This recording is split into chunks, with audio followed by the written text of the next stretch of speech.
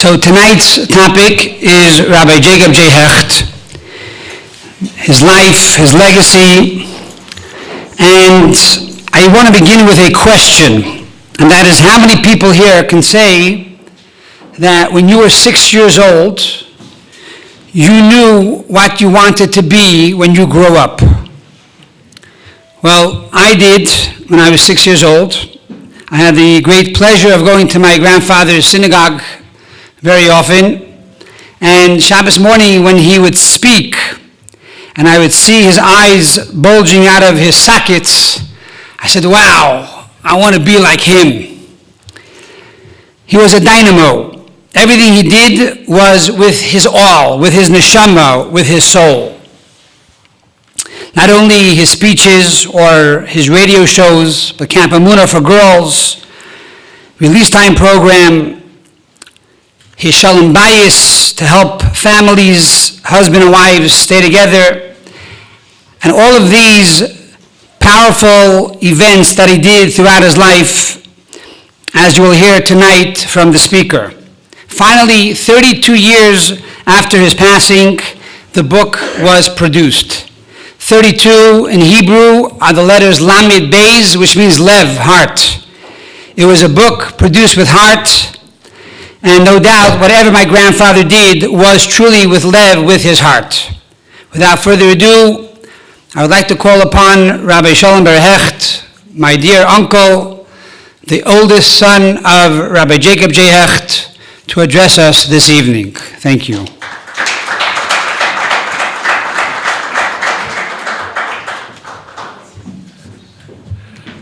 I actually remember when Aaron Leib, my nephew, as a little boy, wanted to, was learning how to be like his grandfather.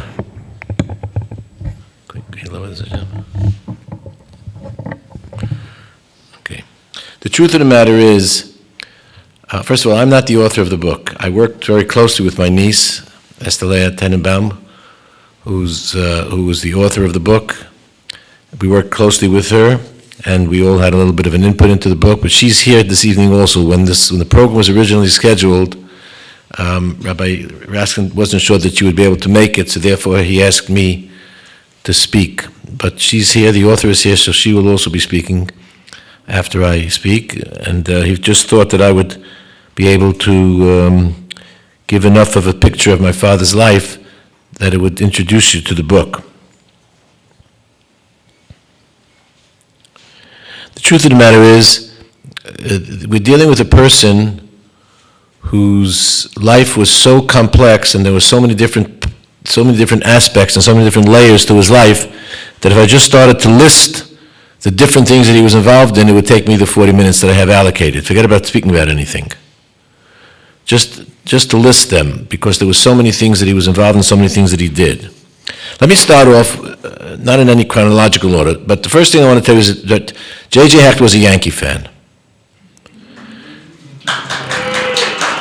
And as a kid, I don't know if he ever told me that he actually went to baseball games. I think he did say that to us. But I remember one time, we lived in East Flatbush. At least most of my life, most of my early years lived in East Flatbush. But my parents lived in East Flatbush until they eventually moved to Crown Heights. They lived in East Flatbush. And in East Flatbush, I don't know how many of you remember, we're going back a bit of a while, but in East Flatbush you had the solid Democratic, Brooklyn Jewish Democratic Club, because that's what the Democratic Club in New York was, and it was very much run by the Jews of Brooklyn. We'll mention a few names soon. And one of the fellows I remember had a season pass to Yankee Stadium. I must have been 7 or 8 years old, maybe I was 10. And he once gave my father box seats, a few tickets with box seats. And I remember my father said to me on Sunday, he said, I'm going to come to the yeshiva and I'm going to take you out of school. And he did. He showed up in yeshiva and he told the principal, I have something very important, I need my son this afternoon. And we went to Yankee Stadium. It was a doubleheader. I'm sorry, I don't remember which team was against, but I remember we got rained out in the end. It was rained out. I think the first game was okay, the second game was rained out. So he was a Yankee fan. That was just one of the important aspects of his life.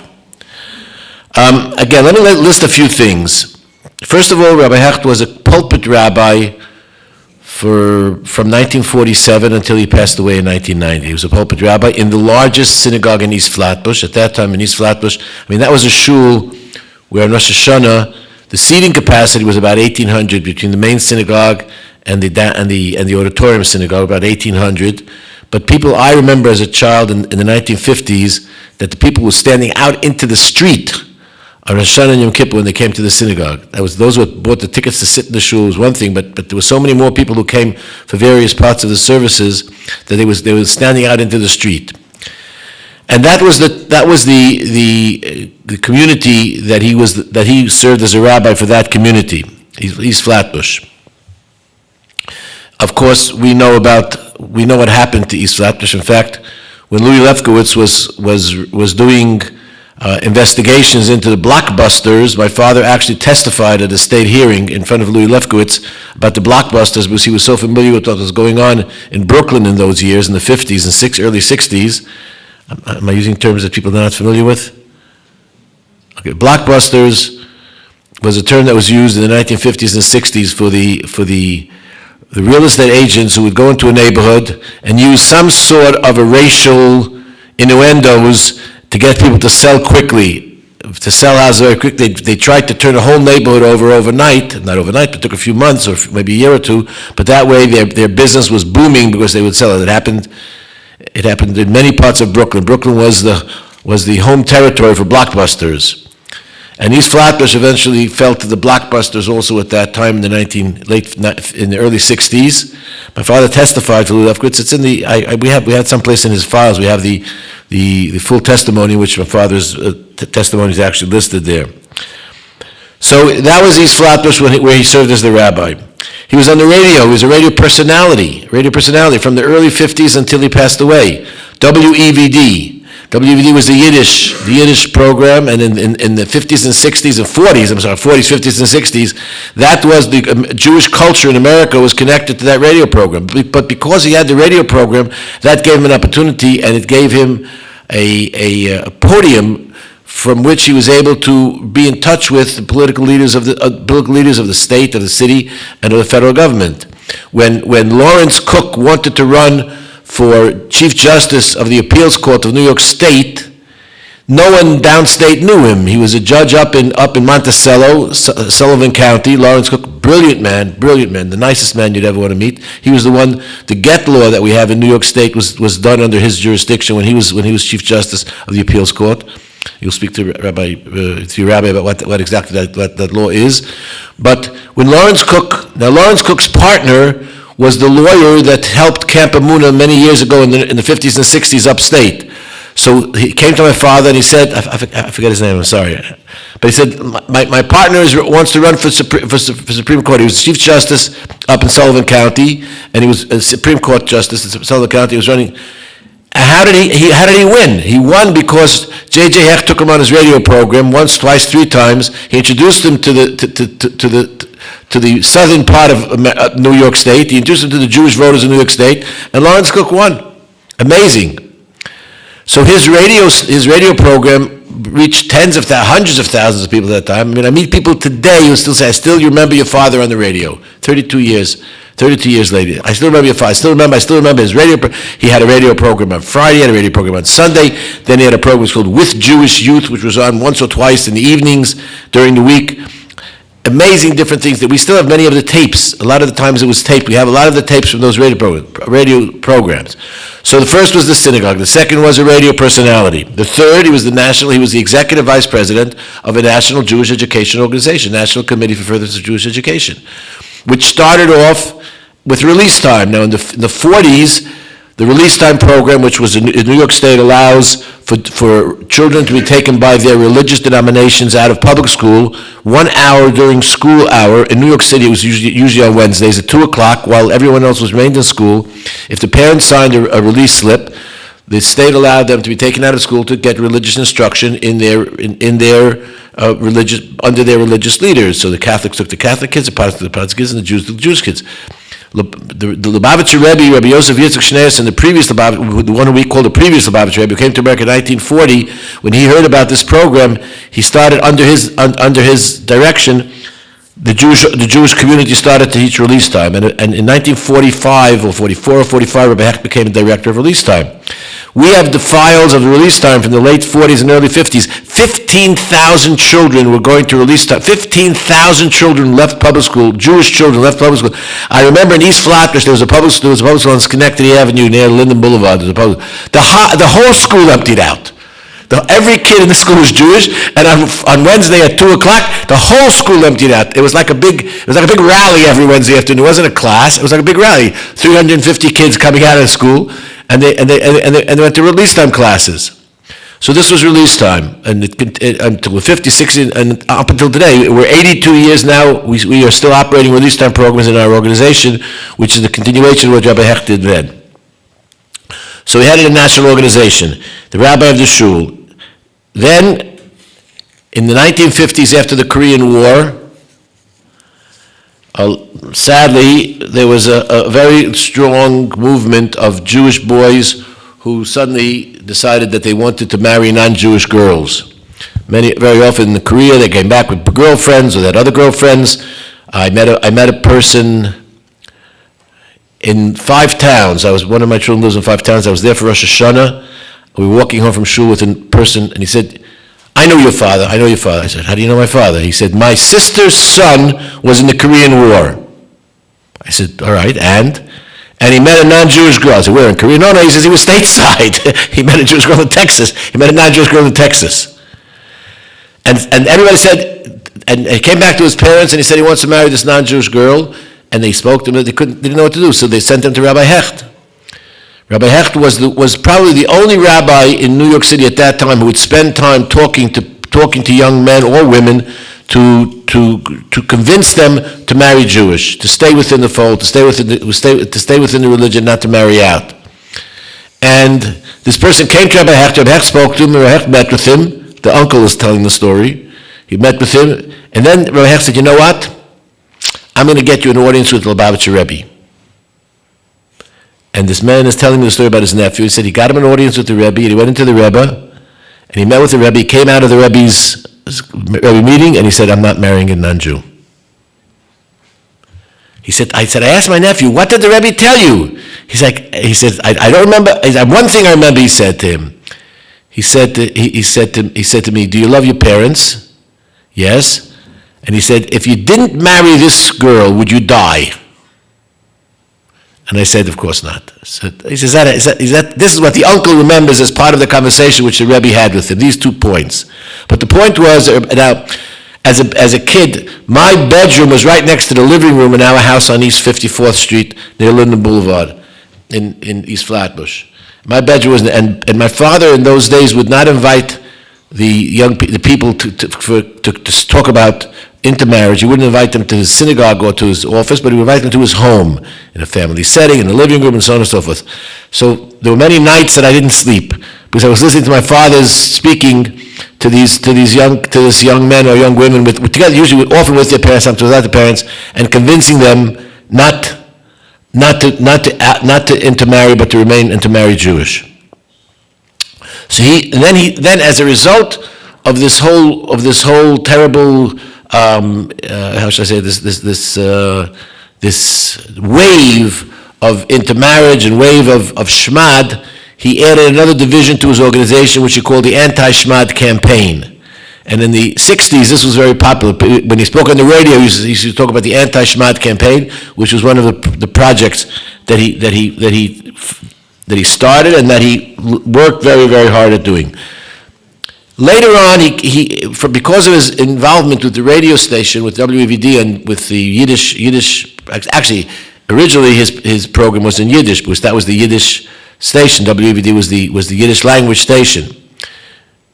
WVD was Eugene V. Debs. Eugene V. Debs was one of the great socialist labor leaders in America, and the Yiddish Arbeiterring was the organization. Arbeiterring, which was the socialist Jewish Yiddishist organizations, which they were the ones who actually ran WVD, so they named it Eugene V. Debs. That's WVD. But my father had a very strong connection. They respected him very, very much. Tzvi Schuler, anyone remember the great actor Tzvi Schuler? Was an actor. He was a Yiddish poet. Anyway, he was my father's announcer on the program. at Queens College, if anyone went to Queens College in the 60s, in the 70s, I mean, Queens had a Yiddish department. Dr. Landis was the director of the Yiddish department at Queens College. And they would bring in Ben Besenko to school, these personalities, these radio personalities would come in there to speak to the students in Yiddish and to teach Yiddish. I recently met a fellow who was in Queens College in those years. He was in the Yiddish program. I said, so you're here in New York, how are you doing? Very good, very good. But he says, by the way, you know what I'm here for? I said, no, why? He says, every year we have a memorial service in Mount Hebron Cemetery for the Yiddishist personalities who died in those years. We come and we make a memorial ceremony in the Hebron. I'm here for that. I don't know how many people still go there, but this is one of the things that were connected with WEVD. Anyway, my father came to the Rebbe and he said to the Rebbe, you know, there are many, many thousands, tens of thousands, maybe more people who would love to come to your farbrengens, to your gatherings, but they can't come. They can't get. There's no room anyway. There was no room in the main auditorium of 770 in the later years. My father said, why don't we broadcast the farbrengen over the radio? So the Rebbe agreed. Broadcast the farbrengen over the radio, and my father, and you would hear the Rebbe Sikha. Then my father was. They made a little chair for him and a little room on the side, which he was able to oversee the main auditorium, and he sat there with earphones on, like in a little nest, a little bird's nest. He sat there, and in between the various talks that the Rebbe gave, my father would translate in English.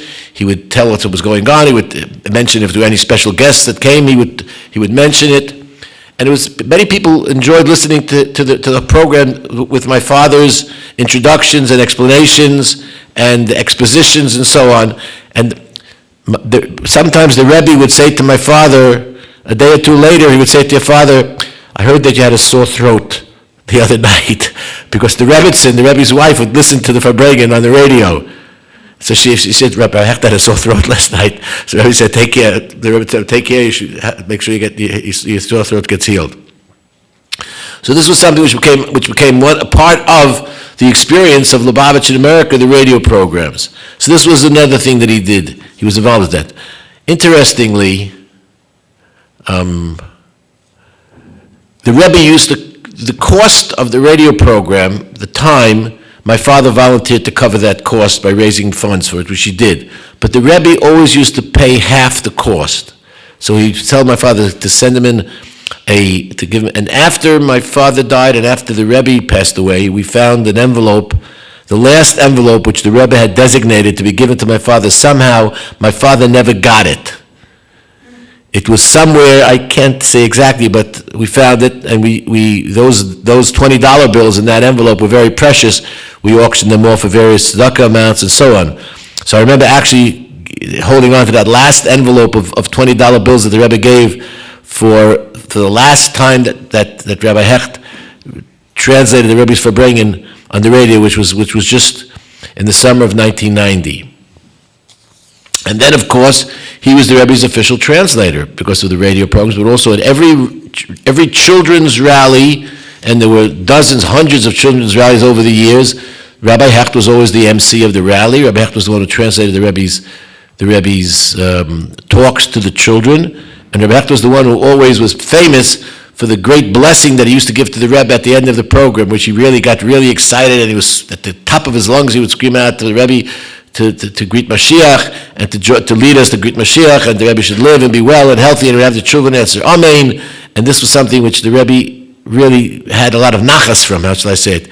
The Rebbe had great satisfaction from the way Rebbe Hecht.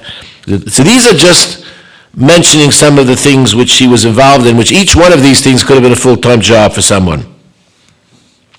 When he was a young boy, he told us that he was in the shtibel that he davened in Brownsville. He grew up in Brownsville. He was born. His grandfather was born, my father's grandfather was born in Brooklyn in 1895. His father had come to America in 1880. That's all in the book. I don't go too much into the details. His father had come in 1885 to America, had gone back to get his wife a few years later. When she came to America, Shia Hecht, my father's father, was born in 1895. Shia Hecht, interestingly, when he was 11 years old, there was no yeshiva at that time at all. In 1906, there was no yeshivas for that age boys. And his father saw that the influence of the street was not a good influence for a boy who wanted to grow up to be a Torah-true Jew. He had a connection with some fundraisers who had come to America from Jerusalem to raise funds for a yeshiva in Jerusalem, he said, here's my son. Take him back to Jerusalem. He put him on a boat and he sent him to Mea Shearim at 11 years old. And he lived in Mea Shearim until he was 17. He came back to America. He came back, Baruch Hashem, a Talmud Chacham and a very pious Jew. That was my father's father. My father was born in Brooklyn, 1923. Grew up during the Depression, because that's in the 30s, of course. Him and his 5 brothers. He was the fourth of 5 brothers. And in the shtibel that they prayed in Brownsville, or one of the shtibels they prayed in, he was in the choir. They had a little choir in the shtibel. He had a very good voice, a very beautiful voice, singing voice. And in fact, later on in life, he never officially was a chazan, but he loved chazanas. He loved listening to chazanim. He loved it, number one. Also, he was a bit of an expert on the quality of chazanim. In our synagogue, there was some great chazanim. Actually, I found a card. I have it in my files. Moshe Kusevitsky, the greatest chazan in American history, when he came to America, the first year that he was in America, my father arranged a tour of him to go all over to sing. I have the cards. One of the cards I found of one of the places that my father arranged for him to sing, and his brother David Kusevitsky also. But he never davened in my father's shul. My father's shul, there were other great chazanim. And I remember one time I asked my father, I said, Dad, you're a maven, you're an expert at chazanis, but the people in your shul, how do they know? He says, they don't have to know who's good, they just have to know who's no good. And to know someone is no good, you don't have to be an expert. So he was a choir boy when he was a young boy. He was an expert on chazanim when he grew up. Let me get back to the Brooklyn Democratic Party. So we're all familiar with Emanuel Seller, longest-serving member of Congress, at least at that time. I don't know if anybody has served longer than him since then. Emanuel Seller was from Brooklyn. Was from Flatbush, or East Flatbush, or East Flatbush. I remember when I got married, so the Shabbos, like the Shabbos Ufruf, which we celebrated, he came to the shul, to our shul, to celebrate with us. He was very good friends with my father. I'll tell you a story about him in a minute. But not only that, but the truth of the matter is, the Brooklyn Democratic Party was so powerful. I think the Brooklyn Democratic Party is powerful here now, not in East Flatbush anymore. But in those days, it was East Flatbush, in East Flatbush, in that area, that's where they were hanging out. And a lot of them were in my father's shul. A lot of these people who were active, my father's shul. That's what made him very friendly. That's what brought him in to deal with elected officials.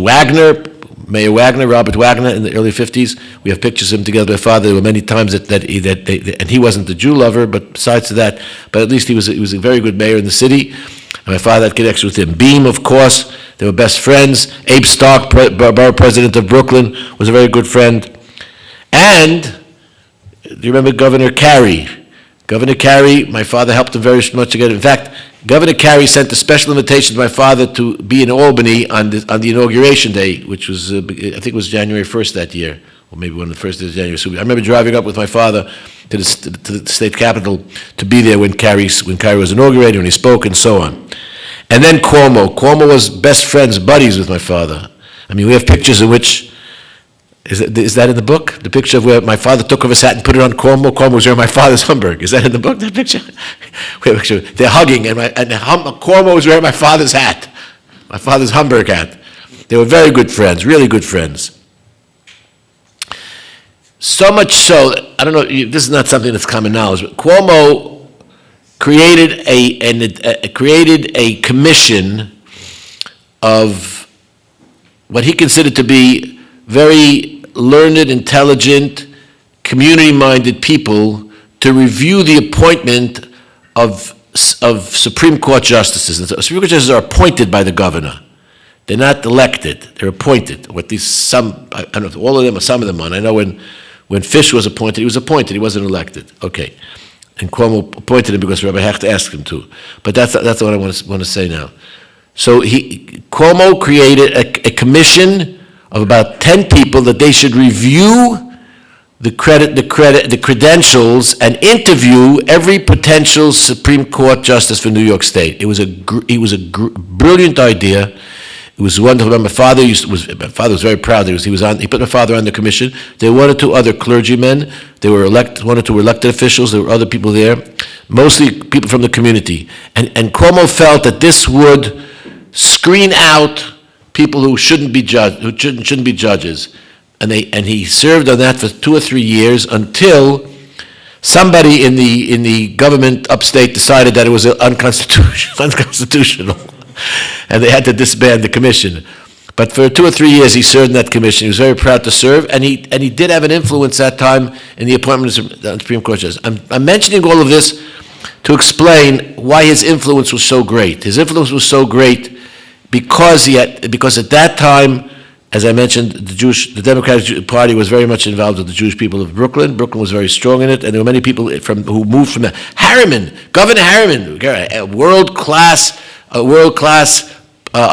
statesman, Averell Harriman, when he was governor. In 1955, how old is my father in 1955? 32? Right? He had Governor Averell Harriman at his dinner. We have a picture of my father putting a yarmulke on to Governor Averell Harriman. Because he came into the dinner, he put him on a yarmulke on his head. Governor Averell Harriman. I remember I was at that, I was a kid. But I remember my father announcing him and introducing him as the next president of the United States. Of course, it didn't work, because JFK was the next president of the United States. But Harriman was certainly one of the greatest statesmen in 20th century American history.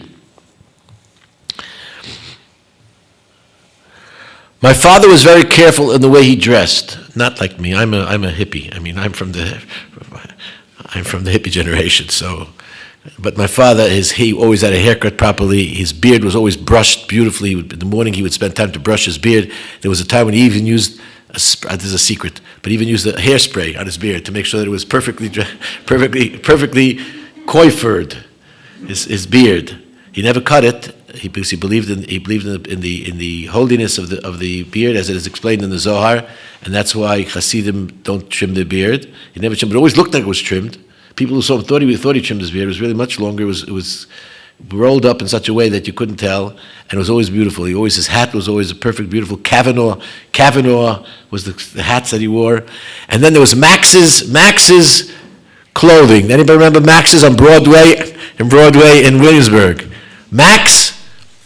Somehow Max in the Depression, my father's father, Shia Hecht, had helped Max get textiles and get fabric when he needed to make suits. And Max remained a lifelong friend of the Hecht family. And my father remained a lifelong customer of Max's clothing. Very, very fine clothing, high-level clothing. It was in Brooklyn, but it was a very fancy store. My father would go once or twice a year to get a few suits. And I remember Mr. Max himself always came out to see my father and to measure him and to put marks on his pants, which probably he just ironed off afterwards. But that was the Max's clothing. And then when I was probably about bar mitzvah or so, he used to send me to the Lower East Side to go to certain stores to buy him shirts.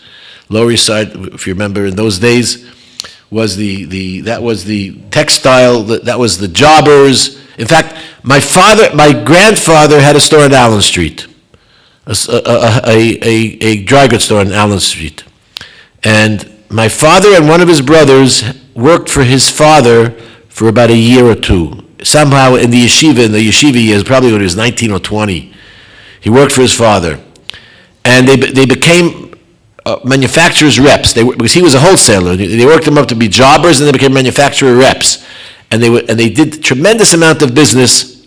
But then the Rebbe said to my father, okay, forget about that, come back at then. In fact, there's a story, it's in the book, about my grandfather going to the Rebbe, say, leave him with me, he's helping me so much, I need him in my business. The Rebbe said, I need him in my business. So my father and his brother gave up the clothing business, and they went to be full-time to back to yeshiva and to work with the Rebbe. But he grew, as I mentioned, he and his brothers grew up in the Depression. There's a story about my father and his brothers that at one time their father promised, there were 6 boys, the father promised them they would have new shoes for Rosh Hashanah. But Rosh Hashanah, a week before Rosh Hashanah came, and he didn't have money. He didn't have money to buy them shoes. So that Rosh Hashanah, all 6 boys walked into shul wearing sneakers. The sneakers only cost $2, so he was able to get sneakers. He could afford sneakers, he bought them also. He promised them new shoes, so he got them sneakers. But that's what he bought them for Rosh Hashanah, for their new shoes. Okay, let's talk about some of just want to talk about some of the things that my father was very careful about more to a spiritual side. I spoke about politics is one thing, radio station another thing, but on the spiritual side. We're familiar with the kaparas that's very common now. before Yom Kippur, the many in different areas. In fact, in Crown Heights, we've been the target of PETA for many years because of kaparas. And there's different opinions on it one way or another. But my father grew up in a place and at a time that everybody knew you had to do kaparas before Yom Kippur to do the atonement service using a live bird, a live chicken or a rooster. And my father was very particular about this. But his way of doing it was, he would arrange for a sheikhet to come to his synagogue. And I remember waking up very early in the morning, the day before Yom Kippur, early in the morning. My father had to arrange for the local butcher to get him two or three live chickens. We'd wake up in the morning, we'd go to the mikveh, then we'd come to the synagogue, and in the courtyard of the synagogue, my father would take the chickens and do the kaparas ritual for himself and me, maybe my younger brothers, when they grew up also, them too. And then the sheikhet would come to us.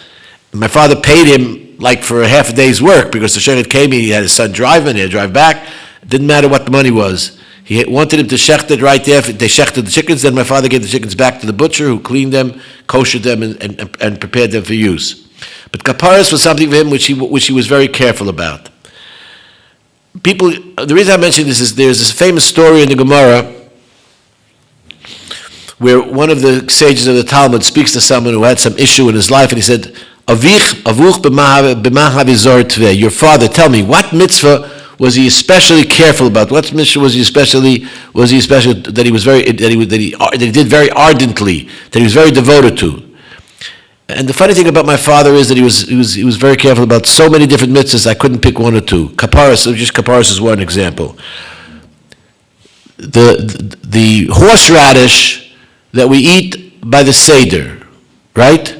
So most of us go to the store to buy horseradish. We buy the white horseradish usually, or we use the green leaves, because that's also considered horseradish. The romaine lettuce or endive is also considered horseradish.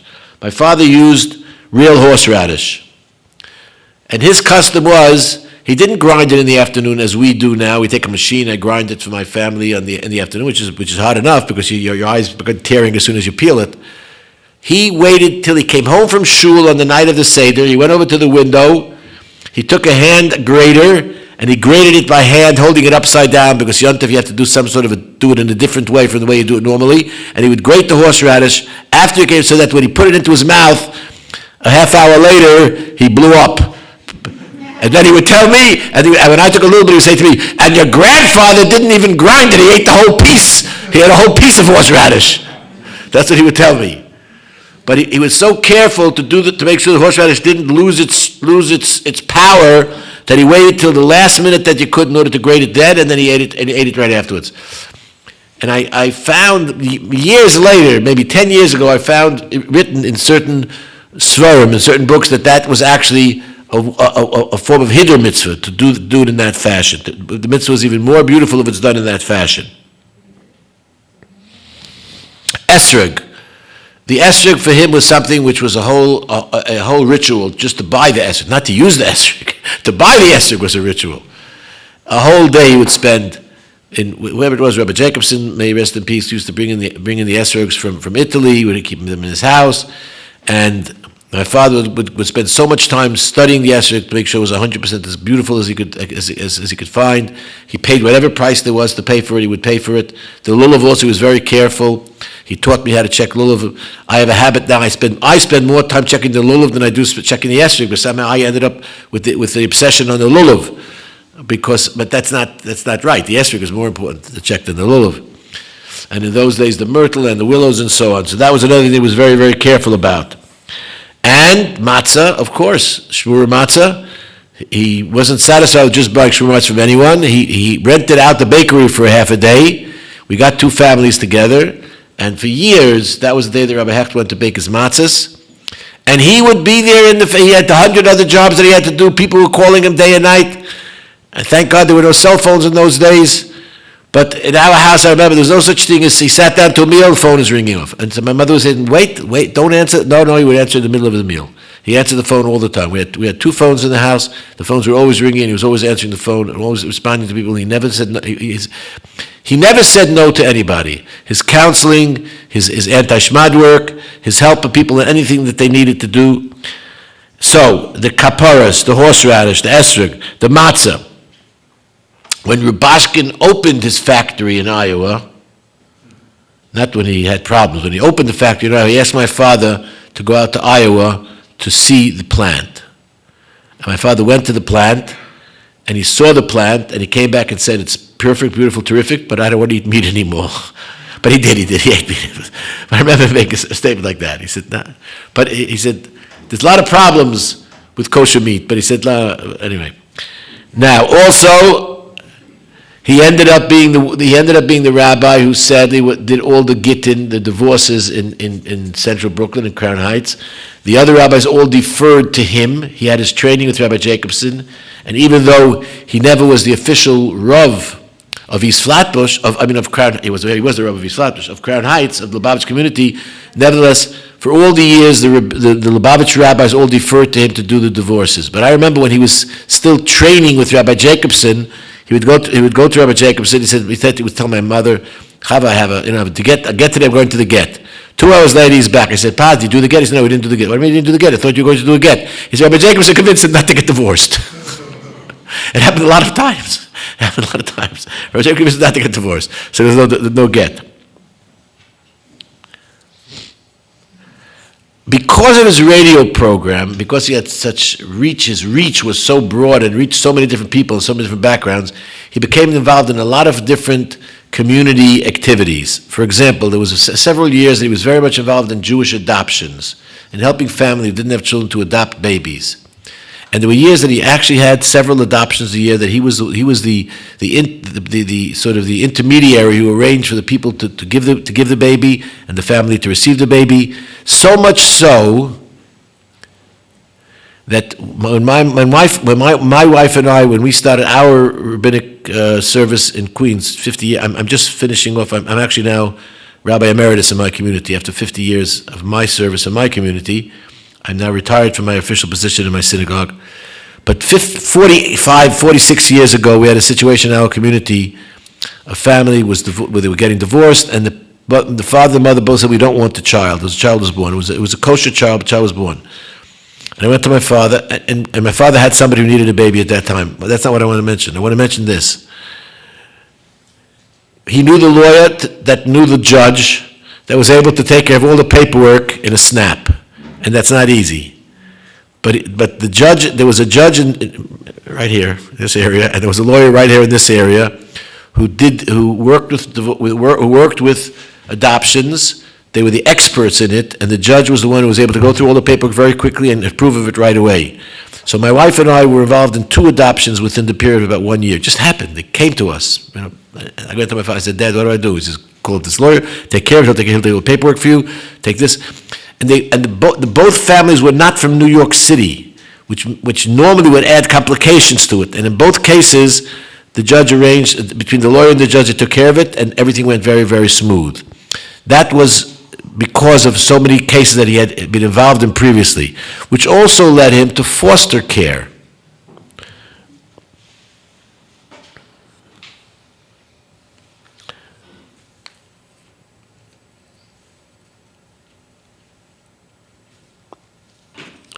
Which also led him to foster care, and that's probably, he on the radio, there was Jewish foster care. He would make arrangements for cases where not adoptions, but children who had been parents had died, parents had been abused, whatever it was, and he would arrange for foster care.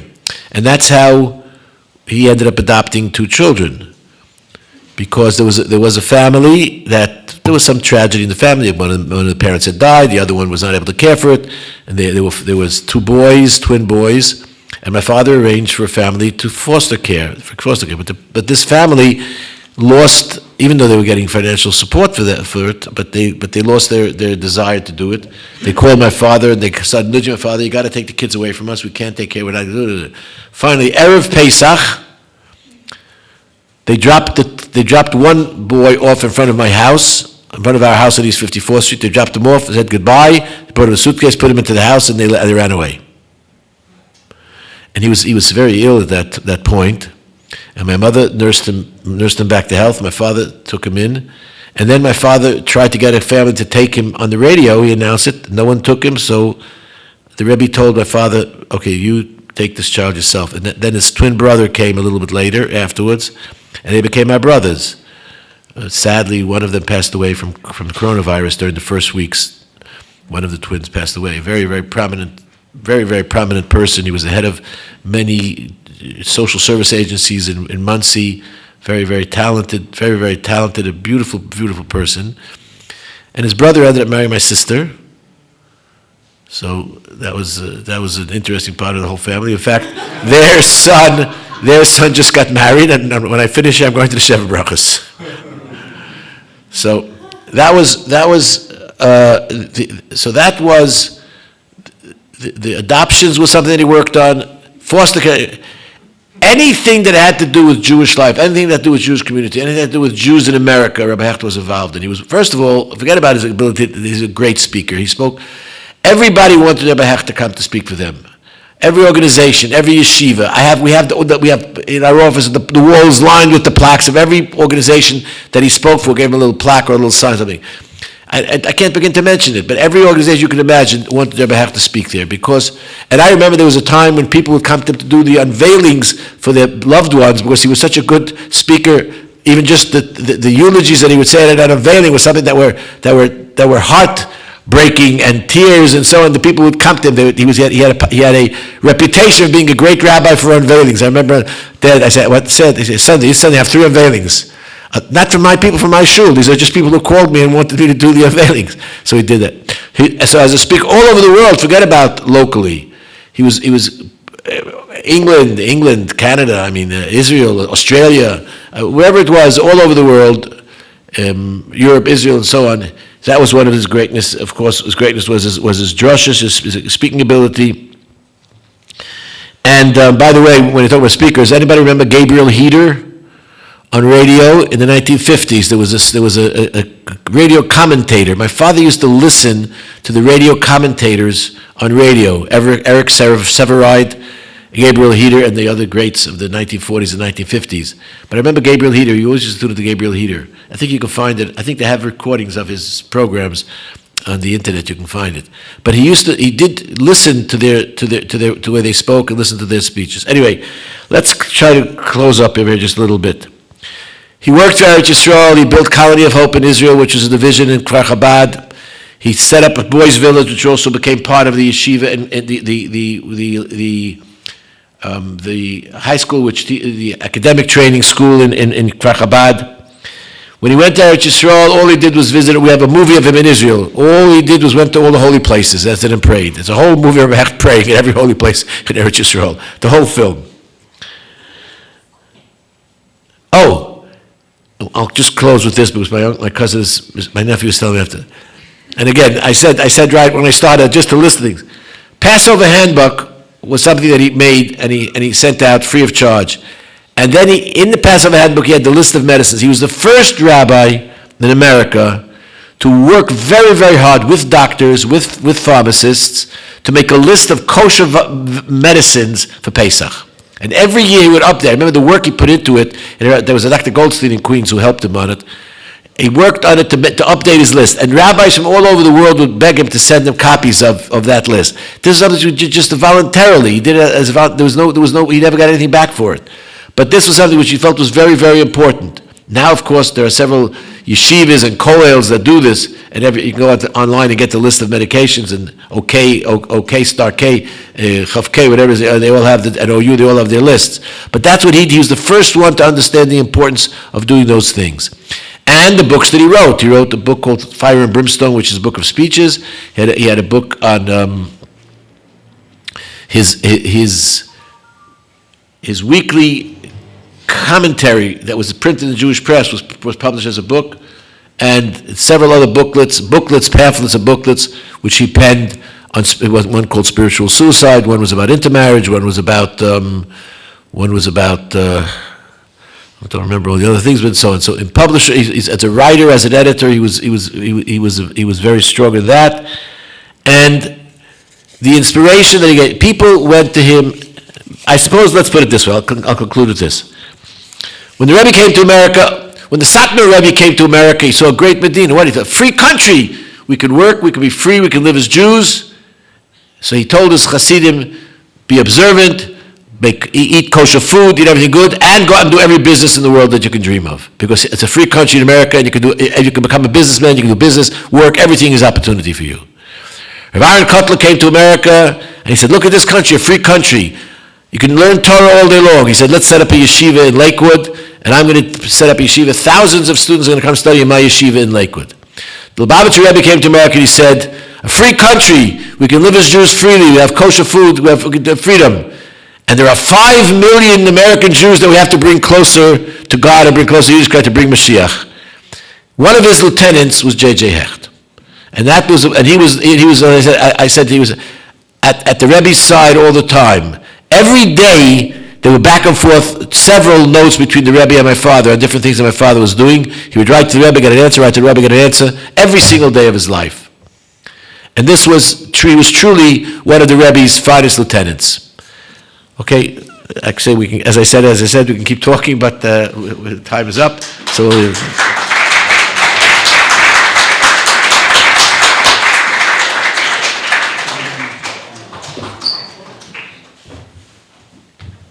Okay, before we conclude, I'd like to call my dear cousin, Estelea Tenenbaum, who actually wrote the book and penned the book. Just to mention that there's a lot that has not been said, one about Camp Amuna, and also about the escape from Iran that my grandfather was involved with, and my Uncle Shalom Ber was sent by my grandfather to work on that, and therefore he penned this book, which will be available tonight as well. Without further ado, I'll call my cousin for the last 5-6 minutes to talk about the book. 8 o'clock we'll have Maidiv in the library, and those who want to ask questions can do so, and also buy books after her talk.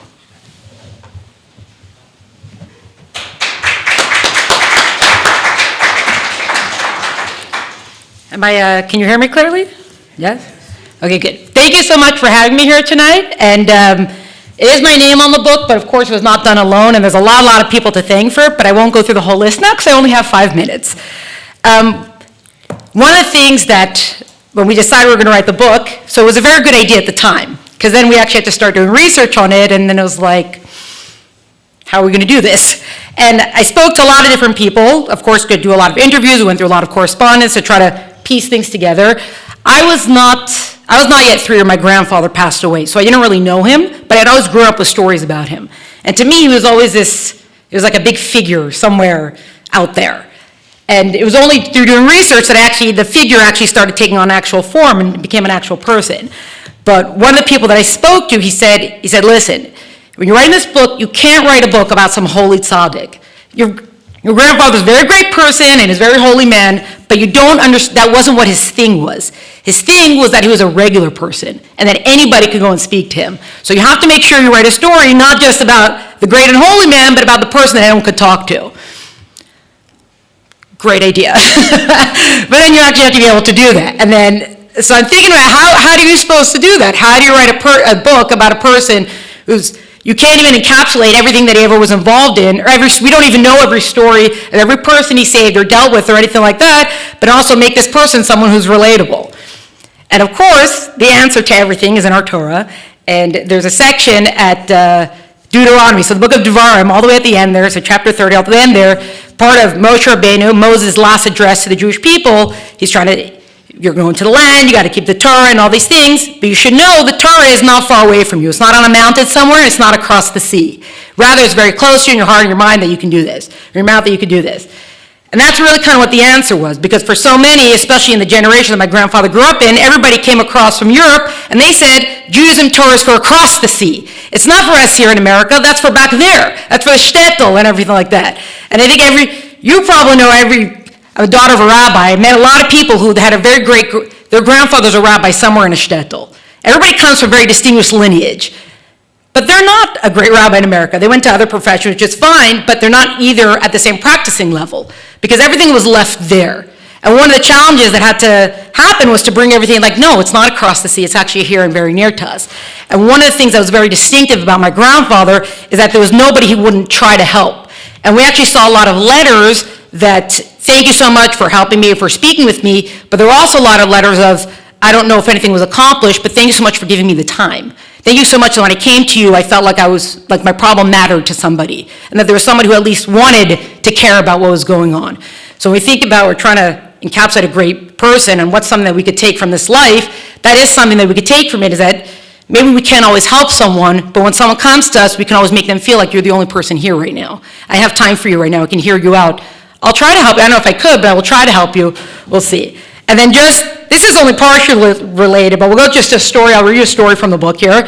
This is a story that took place in 1960 about, and this is part of the broad umbrella of what was called anti-Shemad, so it's kind of fighting against assimilation and intermarriage. It's kind of what you could encapsulate it under. And I just did the math, 1960, my grandfather was born in 1923, that means he was 37 at the time. So I wrote a book. You could see there was his age, and even he was doing great things even when he was younger than that. He wasn't, things like that, these were details that didn't hold him back. Things had to get done, he got it done. So this is starting in the middle of the chapter. So because fighting assimilation and intermarriage was a cause vital to the very survival of Judaism, he has in Rabbi Hecht regarded every incident as one that would tip the scale toward either the continuity or the disappearance of the Jewish people. Moreover, as important as meetings and budgets and assessments were for planning and strategizing, action was most important inasmuch as, quite simply, it got the job done. In this situation, most particularly when, and this is a quote from my grandfather, the danger was colossal, the rescue effort must be super colossal. As anti-Shema became a general term for any threat to a Jewish soul, and Rabbi Hecht became known as the leading force behind these efforts, he would come to deal with a wide variety of cases and situations. A distinct case he was involved in around 1960 and 61 involved a child custody dispute that went all the way to the Michigan Supreme Court. The legal battle was fought over a young Jewish girl whose mother had died in childbirth in Israel. On the encouragement of the mother's brother, the father brought the girl and her 8-year-old brother to the uncle's home in Michigan in 1956. The father found some work there for a while, but soon made plans to move to New York to be near his own brother and to seek better opportunities suiting his talents as a tailor for high-fashion women's clothing. The father intended to move the whole family together, but lacking children of their own, the uncle and his wife, as in his deceased wife's brother, and his wife persuaded him to leave his little girl with them until he found his footing in New York. So this seemed a reasonable idea, and so the now 2-year-old girl stayed in Michigan while her father and brother went east to begin building a new life for the family. Over the next couple of years, the father established himself financially, set up a suitable home, and even remarried. Finally, he was ready to send for his daughter. But the uncle and aunt had grown attached to the little girl and were reticent to let her go. At first, they tried to stall. Come after this vacation, they said, come at this holiday break, but eventually the father would no longer be put off. He flew to Michigan and took his brother and sister-in-law to family court to regain custody of his daughter. But somehow, what seemed to be a fatal fluke in the justice system, the circuit court ruled in their favor. Considering the love and care she was receiving in her aunt and uncle's home, considering the unknown character of the father's new wife, considering that the father only visited his daughter 3 times since he'd left, despite his constant communication of written letters and occasional gift sending, the court ruled that the little girl should stay with her aunt and uncle. The father returned to New York, dejected, distraught, defeated. Then he found out that on top of everything else, the Catholic aunt had been bringing his daughter with her to church. The father went ballistic. Somehow he was put in touch with Rabbi Hecht, who didn't need to be told twice about the urgency of the situation. Despite all the love and care, whatever else the court had decided in its ruling, the little girl could not stay with her aunt and uncle 1 minute more. This was no longer a fight for custody, this was a fight for a Jewish soul. Rabbi Hecht insisted the father take his in-laws back to court and not only accompany the man back to Michigan, but also helped arrange legal counsel to appeal the case. The appeal ended up in the Michigan Supreme Court, which ruled in April of 1961 that the father had the right of custody over his daughter. Plus, a rehearing was denied. The aunt still didn't want to release the girl, so the court had to hand down a writ of habeas corpus, which eventually saw under the court's watchful eye the return of the girl to her father. So for a lot of people, this is a successful thing. But for Rabbi Hecht, he was at camp in the Catskills when the father finally brought his daughter home, and upon hearing the news, immediately picked up the brother from his summer camp and drove him down to the city to see his sister. Even with the case won, Rabbi Hecht wasn't satisfied with this preliminary success. He made sure the girl was enrolled in a Jewish day school and in his camp for the summer. In time, he also arranged a yechidus for the brother and father before the boy's bar mitzvah. When she was of age, the daughter married into a Hasidic family and established a home, built on the foundation of Torah mitzvahs, and her children, grandchildren, and great-grandchildren are living their lives in kind. There was no knowing what would have been, not just in regard to the little girl's spiritual future, but also with the generations to follow. Had Rabbi Hecht docilely stuck to the boundaries of manageable projects wherein others insisted he confine his activities, or had he not been attentive to someone in need, even if it fell outside his areas of expertise. Not that, folks.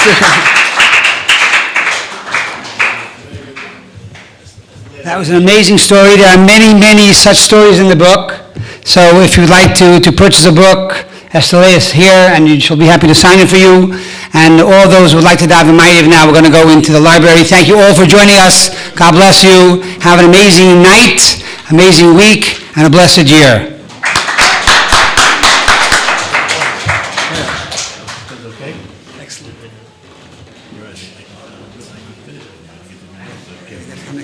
Shabbos, if I bring you that.